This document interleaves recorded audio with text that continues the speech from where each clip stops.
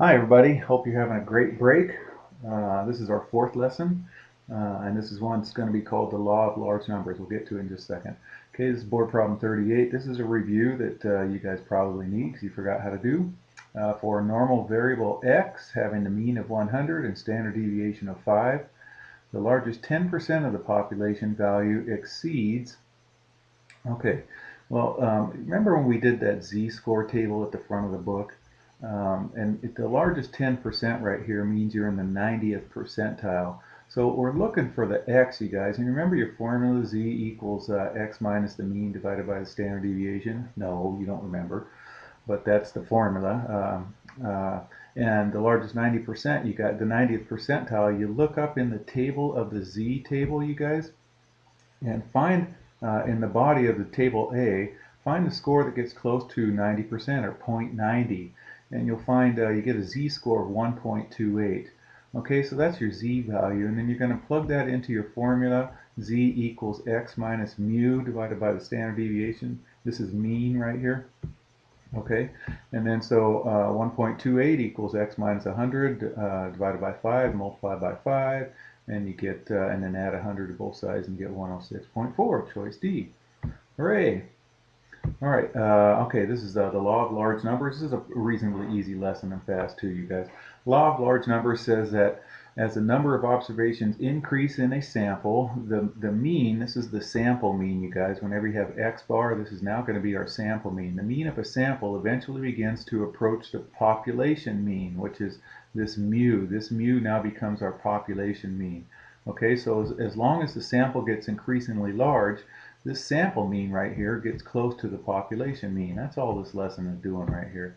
Okay, in the long run, the proportion of outcomes taking any value gets close to the probability of the entire distribution. Remember, probability is number of favorable divided by total number of outcomes.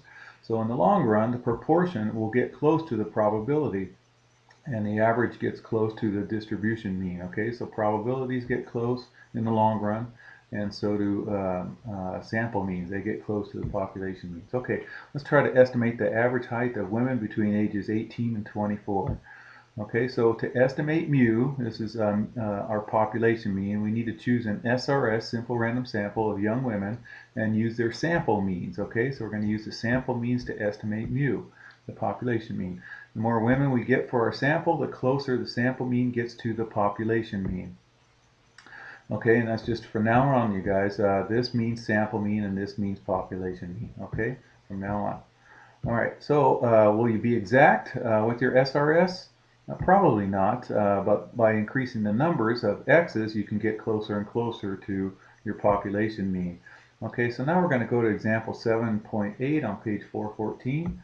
And then this says the distribution of heights of all young women is close to a normal distribution with mean of 64.5 inches and standard deviation of 2.5 inches. We've dealt with this word problem before.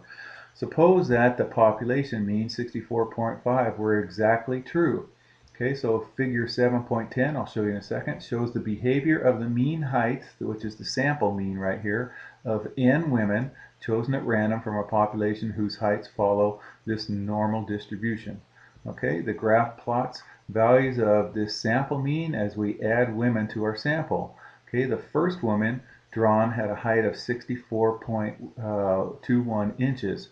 So the line starts there. Okay, I'm going to click here now. Okay, now that's what this is right here. This is the 64.21 inches. Okay, and then it says right here, the second had a height of 64.35 inches. Okay, so this is not 64.35, you guys. What it did is it averaged these two numbers together right here. Okay, so you'll see that right here. So when you average those two numbers together, you get 64.28. So this is the average of the first two. Okay, and they kept doing this, and so this is not the third height, this is the average of the first three. So this one must have been a little bit taller to bring these two guys up right here. So it would have been this one plus this one plus this one divided by 3. Okay, this is the average of the first 4. This is the average of the first 5, the average of the first 6, the average of the first 7, and so on and so on and so on. So down here it says At first, the graph shows the mean of the sample changes as we take more observations. Eventually, however, the mean of the observations gets close to the population mean. See, this line right here is the population mean. So the more people we get, the more our average of the women that we get ends up being the same as the population mean, okay? And right here, the law of large numbers says that this will always happen, okay? Always happen, and it does. All right, the hot hand, okay? So this is example 7.9 on page 415. Let's see, so belief in the law of small numbers influences behavior, everybody's behavior, including mine. If a basketball player makes several consecutive shots, both the fans and her teammates and me believe that she has the hot hand and is more likely to make the next shot.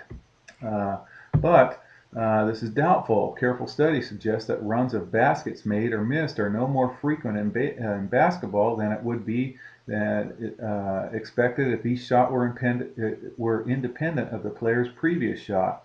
So in general, you guys, so you know, she could have a good day that day, but in general, that means she's going to have a bad day, and to balance it out. So if she makes it, you know, consistently 30% of the shots, then she's going to keep consistently making 30% of the shots. You know, back in the day when Shaquille O'Neal was playing, they kept fouling him because they knew in the long run he would miss his foul shots. He was a terrible foul shot shooter. So they kept fouling him because he didn't have the hot hand ever. He just was big and huge and just dominated down there. So our perception of hot or cold streaks simply show that we just don't perceive random behavior very well. All right. So who benefits from this law of large numbers? Casinos obviously do. They don't care if they have big winners, because every big winner that they have, you know, thousands of other winners that are losers. Uh, so let's see. Insurance companies, when you decide how much to charge for life insurance, car insurance, and etc. So airline industries also, you know, pretty much anybody who has a successful business.